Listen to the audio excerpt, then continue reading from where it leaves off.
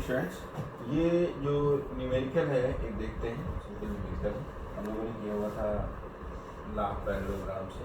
If A vector and B vector are in a plane then resultant can be obtained by applying law of parallelogram। तो आप parallelogram complete करते हैं और जब parallelogram complete करेंगे B के parallel ये वेक्टर लेंगे और ए के पैरेलल ये वेक्टर लेंगे, ये ज्वाइन कर देंगे। This is the resultant of A vector and B vector. याद रखिएगा ए वेक्टर से ये बी, ये एंगल ए और बी के बीच है और ये एंगल जो है angle, this is the angle made by the resultant with vector ए।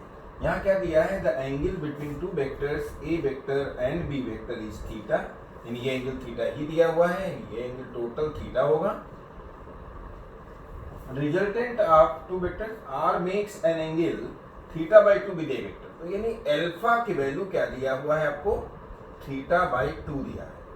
फिर आपके पास कुछ ऑप्शन दिए हैं, which of the following is true. तो इसको देखने के लिए आप ये देखिएगा कि अगर हम यहाँ पर जो रिजल्टेंट निकालते थे तो रिजल्टेंट का मैग्नीट्यूड आता था R square A square plus B square plus 2ab cos theta से, और and the angle is given by tan alpha is equal to B sine theta upon A plus B cos theta. ये formula apply करते थे। तो इसमें alpha की value theta by 2 दिया हुआ है, यानी tan theta by 2 this is B sine theta upon A plus क्या होगा बी cos थीटा। सिर्फ अल्फा की जगह थीटा बाई 2 दिया हुआ है। तो इसमें अगर हम लोग अप्लाई करें और ये क्वेश्चंस में आपको ए और बी के बीच रिलेशन देखना है कि कौन सा रिलेशन होगा, तो आप ये देखिए कि इसमें बी की कौन सी वैल्यू सब्स्टिट्यूट करने से आपका रिलेशन आ जाएगा। तो b की वैल्यू चारों ऑप्शन अगर हम लोग डाल दें, a इक्वल टू बी डाल दें और दूसरा जो है a इक्वल टू 1/b डाल दें, a इक्वल टू b/2 डाल दें, तो इसमें जो होगा प्रॉब्लम जो है,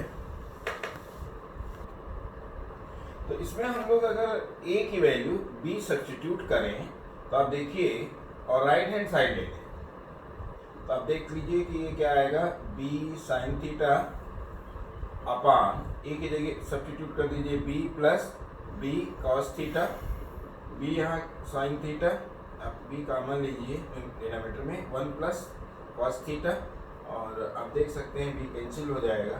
तो sine theta is nothing but 2 sine theta by 2 cos theta by 2 whole upon 1 plus cos theta होता है 2 cos स्क्वायर थीटा बाई 2। तो 2 कैंसिल हो जाएगा, cos थीटा बाई 2 कैंसिल हो जाएगा, तो ये आ जाएगा tan थीटा बाई 2। इसका मतलब आपका ऑप्शन कौन सा सही है, सी। तो हम लोगों ने स्केलर प्रोडक्ट कर लिया है, वेक्टर प्रोडक्ट कर लिया है। स्केलर प्रोडक्ट का एप्लीकेशन किसमें था, जिसमें हम वर्क डन निकालते थे। जब हमें वर्क डन कभी निकालना होता था तो उस समय हमें ये हिट एंड ट्रायल मेथड से ही होगा, ए की वैल्यू बी, हालांकि आप मेरे माइंड में आ जाएगा कि कहाँ पर सब्स्टिट्यूट करने पर या tan थीटा लाना है और नीचे पता है कि 1 प्लस cos थीटा और sin थीटा, तो ये अप्लाई कर सकते हैं। और अब जो है हम लोग करेंगे, एक तो हमें करना है कि जो क्रॉस प्रोडक्ट है यानी जो वेक्टर प्रोडक्ट है, तो वेक्टर प्रोडक्ट से वेक्टर प्रोडक्ट का क्या एप्लीकेशन। तो सबसे पहले तो ये समझिए कि एरिया जब हमें निकालना होगा, area of a parallelogram, area of a parallelogram whose adjacent sides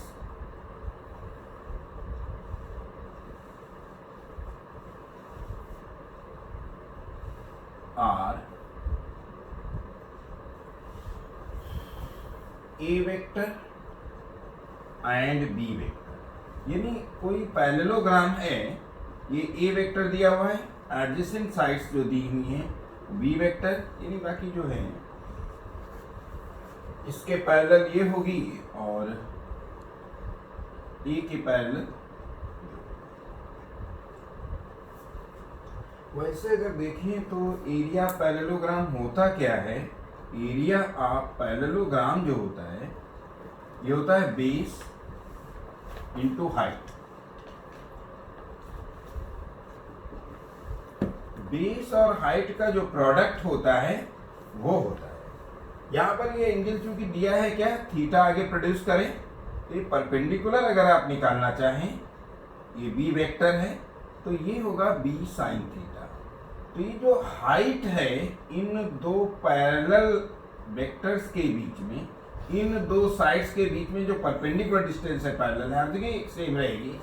तो यहाँ पर जो होगी वही यहाँ बी साइन थीटा होगी। ये एंगल थीटा है, ये बी है, तो ये परपेंडिकुलर बी साइन थीटा होगा, साइन थीटा। तो बेस कितना है ए, इस ए वेक्टर का जो लेंथ होगी वो ए होगी मैग्नीट्यूड, और वो हो जाएगा क्या, बी साइन थीटा। और इसे आप लिख सकते हैं ए क्रॉस प्रोडक्ट बी का मैग्नीट्यूड। तो जब कभी किसी भी पैरेललोग्राम का हमें एरिया निकालना होगा तो उनकी जो एडजेसेंट साइड्स होंगी उनका हम वेक्टर प्रोडक्ट लेंगे और उसका मैग्नीट्यूड निकालेंगे। आप जानते हैं ए क्रॉस प्रोडक्ट बी की जो डायरेक्शन होती है वो normal to the right hand thumb rule apply करें, फिंगर्स ए से बी की तरफ कर्ल करें, तो ये जो स्ट्रेच्ड थंब होगा that is the direction of A cross B. इसीलिए हम जो है जहां कहीं भी किसी एरिया को जब हम वेक्टर ट्रीट करते हैं, वैसे तो एरिया स्केलर है लेकिन एरिया वेक्टर जब बनता है तो हमेशा उसकी डायरेक्शन हमेशा नॉर्मल टू द प्लेन होती है, वो राइट हैंड थंब से, क्योंकि ए क्रॉस बी की डायरेक्शन वो है। इसलिए एरिया को जब वेक्टर ट्रीट करते हैं तो ए क्रॉस प्रोडक्ट बी जो है normal to the plane followed by A vector and B vector होता है। एक चीज इसमें और देखें कि अगर हम डायगोनल इसका निकालें तो ये ए प्लस बी हो जाएगा, एक डायगोनल ए प्लस बी, और दूसरा डायगोनल ले लें तो क्या होगा, ए माइनस बी होगा। क्या होगा, ए माइनस बी होगा। तो अगर हमें देखना है ए क्रॉस प्रोडक्ट बी, ए क्रॉस माइनस बी, मतलब दोनों डायगोनल्स का अगर हम लोग क्रॉस प्रोडक्ट देखें क्या आता है, तो ये आएगा क्या, एक वैसे न्यूमेरिकल इसकी वैल्यू भी पूछी गई है कई डिफरेंट कंडीशंस में। तो ए क्रॉस ए किसी भी वेक्टर का उससे क्रॉस प्रोडक्ट जीरो होता है, क्योंकि उसमें ए साइन जीरो आ जाएगा और साइन जीरो जीरो होता है, और प्लस क्या होगा, बल्कि माइनस क्या होगा, ए क्रॉस प्रोडक्ट बी, और प्लस क्या होगा again B cross product A, minus क्या होगा बी क्रॉस प्रोडक्ट बी। तो ये तो आप जानते हैं कि दोनों जीरो हो जाएंगे। तो आपके पास यहाँ पर क्या आ रहा है, बी क्रॉस प्रोडक्ट ए, और इसको भी आप माइनस है तो B plus B cross product A लिख सकते हैं। यानी क्या होगा, 2 times B cross product A. और ये है क्या, ये क्या है, यहां पर हम लोगों ने क्या लिया है, D1 cross product D2 vector लिया है। क्या लिया है, D1 क्या है, एक डायगोनल है, D2 क्या है, दूसरा डायगोनल है। तो कई बार हमें यानी B cross product A will be, यहां पर ये क्या है, D1 vector cross product D2 vector, तो B cross product A is nothing but 1/2 D1 cross product D2। तो याद रखें, और ये है क्या, एरिया पैरेललोग्राम। इसका अगर मैग्नीट्यूड दोनों में ले लें तो ये क्या होगा, magnitude B cross product A is nothing but 1/2 magnitude of D1 cross product D2। तो एरिया ऑफ पैरेललोग्राम को आप A क्रॉस प्रोडक्ट B लिखें, या कई बार कंडीशन में आया है कि आपको डायगोनल्स दिए होते हैं, तो उस केस में आप area of parallelogram will be nothing but, यहाँ इधर आ गए एरिया पैरेललोग्राम जो कि A क्रॉस B था, A क्रॉस B और B क्रॉस A दोनों का मैग्नीट्यूड सेम ही होगा, तो ये यहाँ पर मैग्नीट्यूड ही लिख रहे हैं। तो ये D1 यानी एक डायगोनल क्रॉस प्रोडक्ट D। तो याद रखेंगे कि area of parallelogram is also equal to, area of parallelogram is also equal to the cross half of the cross product of that. इसी तरह से कहीं अगर मान लीजिए कोई ट्रायंगल मिल जाता है और ये ट्रायंगल का एरिया आपसे पूछते हैं, ये ए वेक्टर है, ये बी वेक्टर है, इनका रिजल्टेंट है, तो याद रखिएगा area of A triangle whose two sides are a vector and b vector is nothing but 1/2 a cross b। यहां से डायगोनल हमेशा किसी भी पैरेललोग्राम दो इक्वल पार्ट्स में डिवाइड करता है, तो किसी भी अगर ट्रायंगल का ही एरिया आपको निकालना हो तो half of the A cross product B होगा। ये ट्रायंगल का फॉर्मूला हो गया। जब डायगोनल दिए होंगे एरिया पैरेललोग्राम निकालना ये होगा, दो एडजेसेंट साइड दी होंगी तो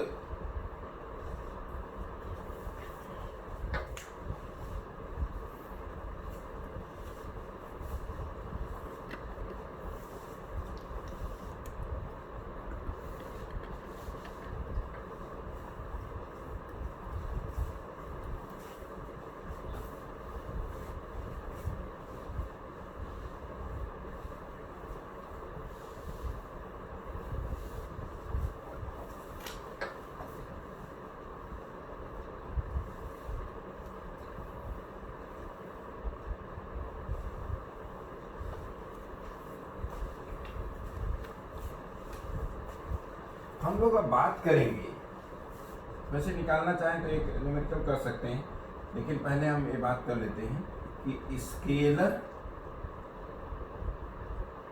ट्रिपल प्रोडक्ट ध्यान से समझना है। इस पर भी न्यूमेरिकल आएंगे और कम टाइम में क्वेश्चंस को आप हिट कर सकते हैं अगर इसे ध्यान से पढ़ें। तो स्केलर ट्रिपल प्रोडक्ट की जब बात होगी, स्केलर ट्रिपल प्रोडक्ट की जब बात होगी तो इसमें यह देखना होगा, मान लीजिए कहीं दिया हुआ है आपको ए वेक्टर दिया हुआ है, बी वेक्टर दिया हुआ है और सी वेक्टर्स दिया हुआ है। Let there are A vector, B vector and C vector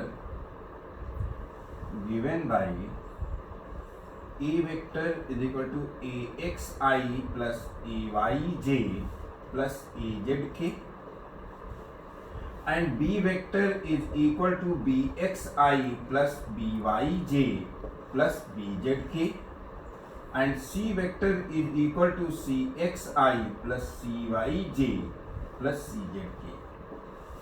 अगर ये थ्री वेक्टर्स इस तरह से दिया है तो आप ये देखिए, अगर हम इसे निकालें कि बी क्रॉस प्रोडक्ट सी, जरा ध्यान देना इस चीज को, बी क्रॉस प्रोडक्ट अगर सी निकालना हो तो ये क्या आएगा, आई जे के। बहुत ही ध्यान रखना है, मोस्ट इंपॉर्टेंट है कंडीशन पॉइंट ऑफ व्यू से। और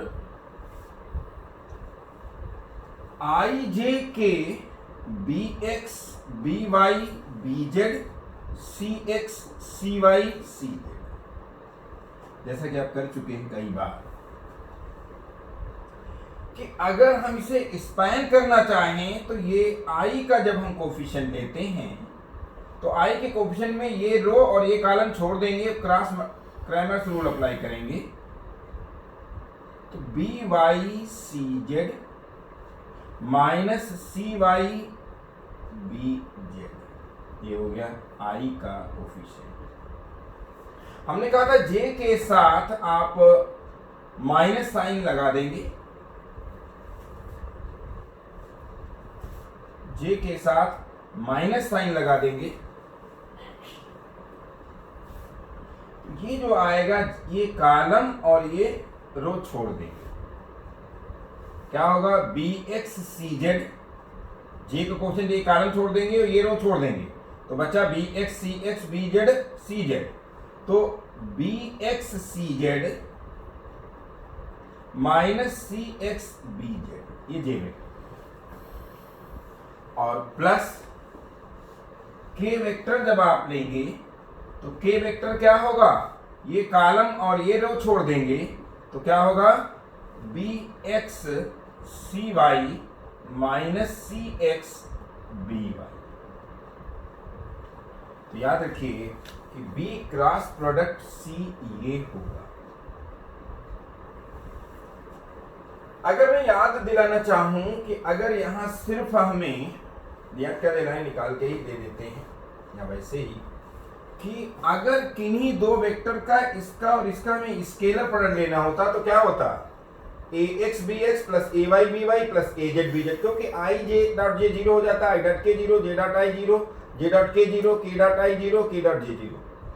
तो यहां हमें अब करना ये है कि आपको ए वेक्टर दिया हुआ है ए x i plus A y j plus A z k, और बी क्रॉस प्रोडक्ट सी क्या दिया हुआ है, B Y C Z minus C Y B Z I unit vector. फिर क्या है, minus B X C Z minus C X B Z J unit vector, और plus क्या होगा, बी एक्स सी Y minus C X B Y K unit vector. आप अब अगर इस वेक्टर का ए वेक्टर का बी क्रॉस सी से ये निकालें तो हम इसी को कहते हैं स्केलर ट्रिपल प्रोडक्ट। क्या कहेंगे, और इसमें आप देख रहे होंगे जब हम आई डॉट आई क्या हो जाएगा 1, क्या आएगा, तो यहां हो जाएगा b Y C Z minus सी वाई बी जेड इंटू क्या ए एक्स, आई डॉट आई 1 हो गया। अब इसका लेंगे तो जे डॉट जे 1 हो जाएगा, और लगाइए माइनस साइन, तो माइनस साइन के बाद क्या होगा, बी एक्स सी Y minus C X B Y, और यहां क्या आ जाएगा ए वाई। और प्लस की अगर हम बात करें तो प्लस की बात करें अगर, तो प्लस क्या होगा, प्लस क्या होगा,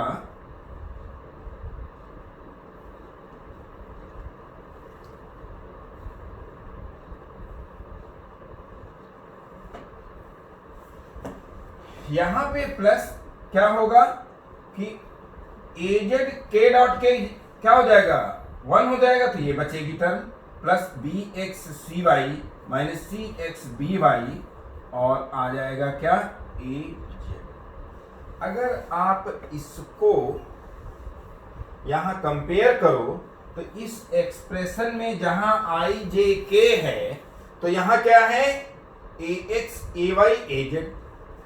तो अगर हम इसको डिटर्मिनेंट फॉर्म में लिखें तो ये चीज इसी की वैल्यू है, और इसमें जो है आई जे के को किससे रिप्लेस करेंगे, ए एक्स ए वाई ए जेड, क्योंकि ये इसका ये एक्सपेंशन है डिटरमिनेंट, और या इसकी ये वैल्यू है। लेकिन अगर यहाँ ए एक्स ए वाई ए जेड आ जाए तो डिटर्मिनेंट फॉर्म में, क्योंकि हमें डिटर्मिनेंट आसान है कैलकुलेशन, तो ये हो जाएगा क्या ए एक्स ए वाई ए जेड और B x B Y B Z, और फिर क्या सी एक्स सी वाई सी जेड। याद रखिएगा अगर कोई 3 वेक्टर्स हैं तो A dot B cross product C, ये क्या आता है,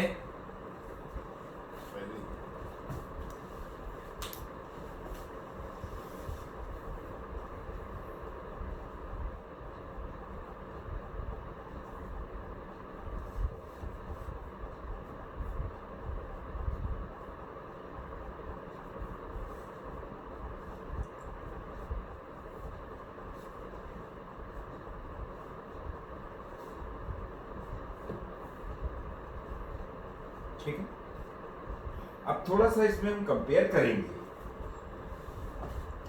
कि अगर हम, आप कल्पना करें जिस रूम में आप बैठे हुए हैं और वो मतलब फेसेज जो दीवार और फ्लोर के बीच एंगल 90 ना हो करके कुछ भी हो सकता है, लेकिन अपोजिट फेसेज पैरेलल, अगर 90 डिग्री होगा तो क्यूबाइड होगा। क्यूबाइड किसका केस होता है? क्यूब क्या होता है? क्यूबाइड का पर्टिकुलर केस होता है, क्योंकि ए और बी और सी तीनों इक्वल हो जाती है। या हम ये डस्टर ले रहे हैं, रूम को छोड़िए, डस्टर देखिए, तो डस्टर में अगर ये यहाँ तो एंगल 90 है, 90 ना होता, पैरेलल होते आपस में फेसेस, ये बी होता और ये सी होता। क्या ये बी है और ये क्या है? सी है। तो बी क्रॉस सी का मैग्नीट्यूड अगर लें तो ये एरिया आएगा। बी क्रॉस सी का मैग्नीट्यूड लें तो क्या आएगा? एरिया ही तो आएगा, ये। और वॉल्यूम अगर निकालें, टर्म जो वॉल्यूम की होती है वो होता है एरिया या बेस। अगर हम इसको पैरेललोपाइड ले लें तो यानी ये आपस में फेसेस पैरेलल है। क्यूबाइड इसका पर्टिकुलर केस है, जैसे क्यूबाइड का पर्टिकुलर केस क्यूब है, तो क्यूबाइड का पर्टिकुलर केस क्या हुआ? पैरेललोपाइड। क्या हुआ? पैरेललोपाइड। तो उस केस में अभी हम इसको मिटा दे रहे हैं, आप स्क्रीनशॉट ले सकते हैं। और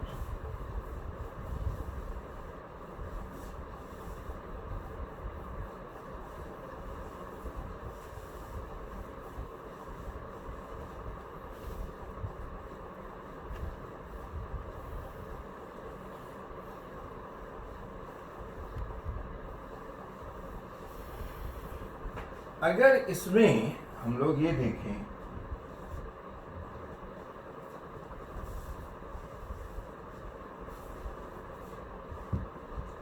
कि अगर बात करें पैरेललोपाइड की, अगर बात करें पैरेललोपाइड की, तो पैरेललोपाइड का अगर वॉल्यूम ऑफ, क्या हेडिंग ये डाल देते हैं, volume of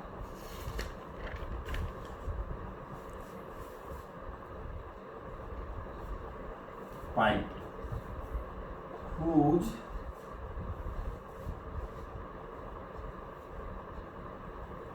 edges are A vector, B vector and C vector. हम बात कर रहे हैं उस पैरेललोपाइड की जिसके एज जो हैं A वेक्टर, B वेक्टर और C वेक्टर हैं। तो अगर हम इसका फ्लोर जो माने, अगर रूम कंपेयर किए हैं तो फ्लोर अगर मान लें B वेक्टर और C वेक्टर है, तो आप जानते हैं B होता क्या है? ये एक तो पहले इसकी वैल्यू निकाल दें, क्या होता है? Area of base, area of base into height. ये हम अगर कंपेयर करना चाहें तो आप ये जैसे इसको ऐसे तरीके 3D फिगर है, स्पेस में है, तो आप जानते हैं कि कोई अगर हम सिलेंडर लेंगे तो सिलेंडर का वॉल्यूम क्या होता है? एरिया बेस होता है पाई आर स्क्वायर, और हाइट क्या हो जाती है? एच। यही तो होता है वॉल्यूम। लेकिन अगर कोई क्यूबाइड ले लें इस तरह से, तो क्यूबाइड का क्या वॉल्यूम होता है? Area base. एरिया बेस क्या होगा? अगर लेंथ और ब्रेथ हाइट ले लें तो L इंटू बी क्या हो गया? एरिया बेस हो गया, into height, length into breadth into height होता ही है। हम यहाँ पर जो लिए हुए हैं ये पैरेललोपाइड ले रहे हैं, तो इस तरीके से थोड़ा सा हम ये मान के चलें कि यहाँ ये जरूरी नहीं है कि एंगल रेक्टेंगल हो, बाकी सारी चीजें क्या हैं? सेम।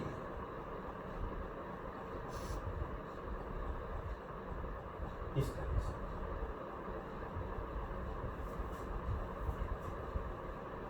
यहां पर अगर देखा जाए तो इस तरह से ये अपर सरफेस हो गई,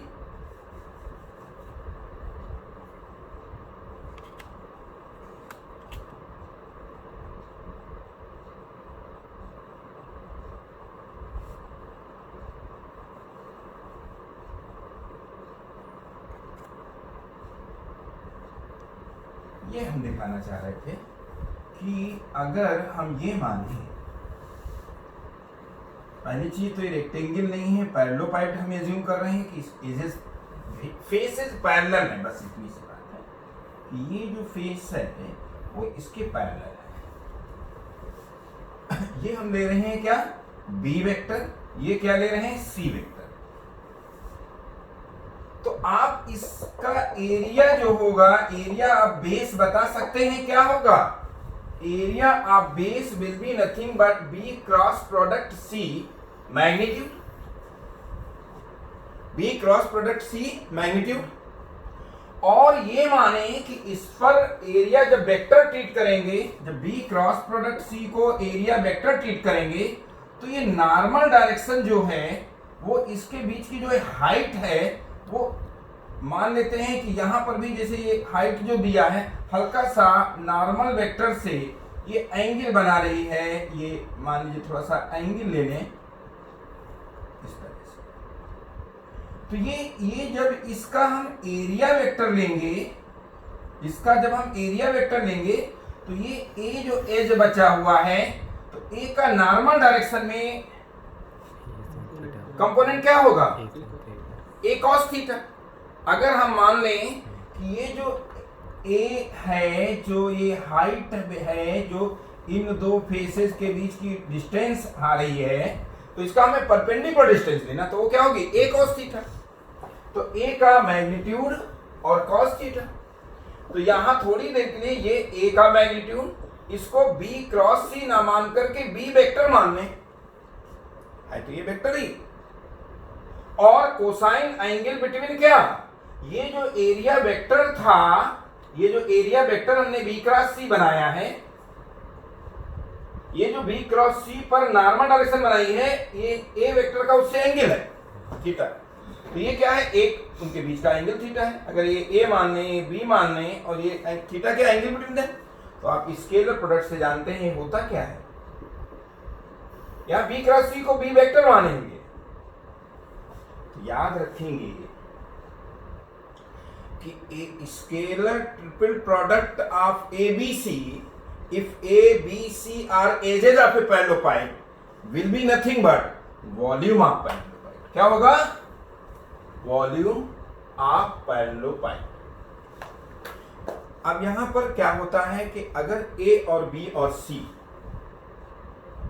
एक ही प्लेन में होते, मतलब बी क्रॉस सी जिस प्लेन में है उधर ही ए वेक्टर होता, तो क्या ये पैरेललोपाइड बन पाता, तो क्या वॉल्यूम आ पाता, तो वॉल्यूम क्या होता, जीरो। क्या होता, तो अगर कोई थ्री वेक्टर्स, क्या, अगर कोई थ्री वेक्टर्स एक ही प्लेन में, क्या, अगर कोई थ्री वेक्टर्स, अगर थ्री वेक्टर्स एक ही प्लेन में है, यानी थ्री वेक्टर्स क्या है, कोप्लेनर है, तो उसकी कंडीशन क्या होगी, scalar triple product. Scalar triple product क्या होगा,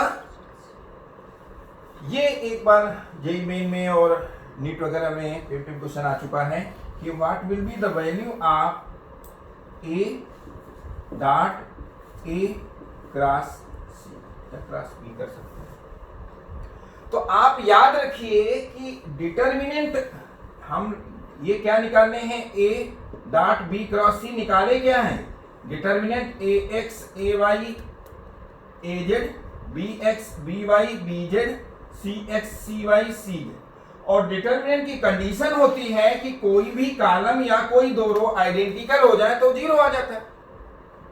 तो इसकी वैल्यू क्या हो जाएगी, सिंपली जीरो, क्योंकि ये दो एक लाइन का क्वेश्चन था, कुछ करना ही नहीं। या आप इसको इस तरह सोच लेते, a cross c will be the vector which will be perpendicular to a as well as c. तो ए के अगर परपेंडिकुलर है तो इस वेक्टर और इसके बीच एंगल क्या होगा, 90, cos 90 क्या होता है, जीरो। ऐसे भी कर सकते हैं। तो याद रखें कि अगर हमें ये प्रूव करना है कि कोई थ्री वेक्टर्स कोप्लेनर है या नहीं है, तो क्या करेंगे, उनका स्केलर प्रोडक्ट अगर जीरो आया तो कोप्लेनर होंगे, और स्केलर प्रोडक्ट अगर जीरो नहीं है तो इसका मतलब वे क्या है, नॉन कोप्लेनर है। क्या है, इस टाइप से क्वेश्चंस आते रहे हैं। एक छोटा सा क्वेश्चन मैं दे रहा हूं, आप लोग ट्राई करें।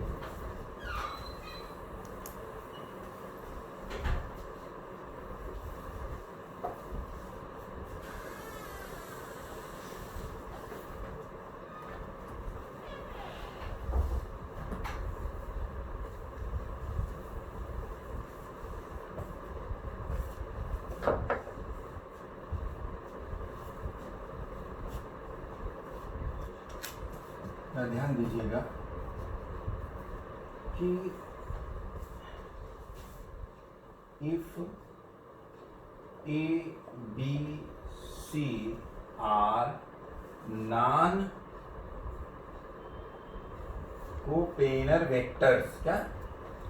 If a B C are non coplanar vectors, prove that, क्या? Prove that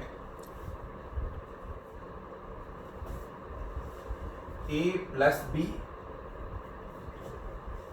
B plus c and c plus a are also non-coplanar vectors, क्या? If ABC are non-coplanar vectors, prove that A plus B, B plus C and C plus A are also non-coplanar। तो अगर आपको A plus B और B plus सी और C plus ए कोई 3 vectors ये हैं और प्रूव करना है नॉन कोप्लेनर, तो इसका मतलब इनका स्केलर ट्रिपल प्रोडक्ट निकालोगे और 0 कर दोगे। और दिया क्या है? दिया है कि A dot B cross C ये आपको 0 दे रखा है। इसको आप कभी ऐसे लिख दें तो इसका मतलब भी यही होता है। अगर क्लोज ब्रैकेट में ये डाल दें तो इसका मतलब ये होता है। 3 कोई वेक्टर्स क्लोज ब्रैकेट में लिखे हुए हैं तो इसका मतलब ही होगा A dot B cross C. याद रखिएगा B dot C cross A वही होगा, क्योंकि डिटरमिनेंट है, डिटरमिनेंट में इंटरचेंज कर दें रोज कॉलम या 2 म्यूचुअली रोज को चेंज कर दें तो सेम रहती है न्यूमेरिकल वैल्यू। एक म्यूचुअल चेंज पर माइनस साइन आता है, 2 म्यूचुअल चेंज पर माइनस माइनस प्लस हो जाता है। तो आप ये दिया ए बी सी क्या है? नॉन जीरो है, क्योंकि ये क्या है? नॉन कोप्लेनर है। तो ये चीज दी हुई है। Given that A dot B cross C, इसको हम ये भी लिखते हैं, ये नॉन जीरो है। क्यों? Because why? Because A B C are non coplanar. आपको प्रूव क्या करना है? To prove that A plus B, B plus C, C plus A non coplanar. तो A plus B dot product क्या होगा? B plus C cross product C plus A. हमें इसकी value निकालना है और ये प्रूव करना है कि ये क्या है? नॉन जीरो है।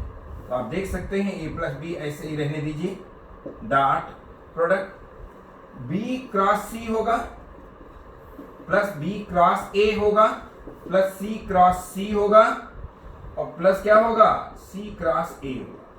तो आप याद रखें कि B plus C cross C तो 0 ही हो जाएगा, सी क्रॉस सी क्या होगा? 0 हो जाएगा। तो ए प्लस बी और डॉट प्रोडक्ट क्या आएगा? B cross C plus B cross A plus C cross A, और ये निकालें डॉट प्रोडक्ट। तो A dot B cross C होगा और प्लस क्या होगा? A dot B cross A होगा। ये देखिए 0 हो जाएगा क्योंकि 2 आइडेंटिकल हो गई ए और ए। और फिर क्या होगा? A dot C cross product A होगा, यहां भी 0 हो जाएगा। और प्लस क्या होगा? प्लस होगा B dot B cross C और प्लस क्या होगा? B dot B cross A और प्लस क्या होगा? B dot C cross A. याद रखिएगा ये 0 हो जाएगा, ये 0 हो जाएगा, इसमें 2 आइडेंटिकल है, 0 हो जाएगा। तो आप और B dot C cross A वही होगा जो A dot B cross C. तो बच क्या रहा है? A dot B cross C plus B dot C cross A, और ये वैल्यू वही होगी जो ए डॉट बी है, तो 2 times A dot B cross C है। और अगर ये नॉन जीरो है तो ये क्या आ जाएगा? ये नॉन जीरो आ जाएगा। क्यों नॉन जीरो आ जाएगा? क्योंकि A dot B cross C zero है। जब नॉन जीरो आ जाएगा तो इसका मतलब क्या हो जाएगा? नॉन कोप्लिंग। कहीं कहीं हमें यूज आता है बी मतलब वेक्टर ट्रिपल प्रोडक्ट, तो मैं भी वो फार्मूला लिख देता हूँ। और इस पर अब अगली जो क्लास होगी वो वेक्टर की फाइनल क्लास होगी, इंपॉर्टेंट है, तो उसमें कुछ और इंपॉर्टेंट क्वेश्चंस देख लेंगे और कुछ इंपॉर्टेंट क्वेश्चन देख लेंगे। याद रखिएगा, किसी बच्चे को कोई प्रॉब्लम हो तो फ़ोन नंबर हमारा है 9650915655, तो आप कांटेक्ट कर सकते हैं इस नंबर पर। अगर कोई प्रॉब्लम है, कोई मैसेज कर सकते हैं व्हाट्सएप पे, में ये चीज़ नहीं समझ में या आगे में ये समझना और है, तो इन सब चीज़ों के लिए अगर आपको कुछ एडिशनल पढ़ना है, किसी और कंपटीशन में एनडीए है, कहीं के सभी के लिए एप्लीकेबल है, तो आप इस नंबर पर फिर कांटेक्ट कर सकते हैं। कंटेंट जो है ये एनडीए के लिए भी है, नीट के लिए भी है, जेईई मेन के लिए है, एडवांस के लिए है। तो अब वेक्टर ट्रिपल प्रोडक्ट की और बात कर देते हैं।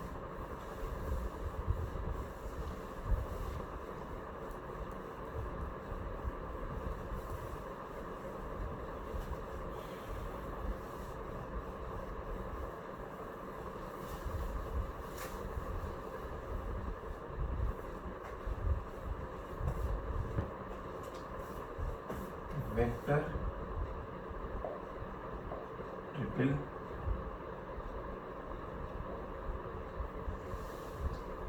प्रोडक्ट। वेक्टर ट्रिपल प्रोडक्ट अगर मान लीजिए ए क्रॉस बी क्रॉस सी, इसकी वैल्यू निकालना है, तो याद रखिएगा ये क्या होता है? A dot C B vector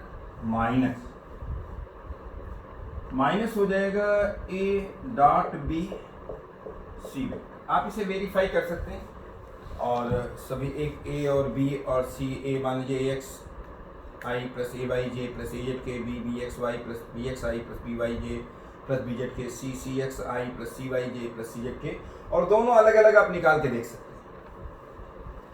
और कभी अगर इस तरह से दिया हो ए cross product B cross C, तो याद रखिए दोनों चूंकि क्रॉस प्रोडक्ट कम्यूटेटिव नहीं होता है, अब ये वैल्यू होगी A dot C B vector minus B dot C, क्या A dot C B vector minus B dot C A vector. तो इसे आप याद रखेंगे कैसे होगा, इसको वेरीफाई कर लीजिएगा। नेक्स्ट क्लास जो होगी वेक्टर की वो फाइनल क्लास होगी। उसके बाद जो है हम लोग स्टार्ट करेंगे मोशन इन 2 डायमेंशन, और most of the projectile motion या सर्कुलर मोशन बहुत इंपॉर्टेंट है, क्लास शुरू करेंगे।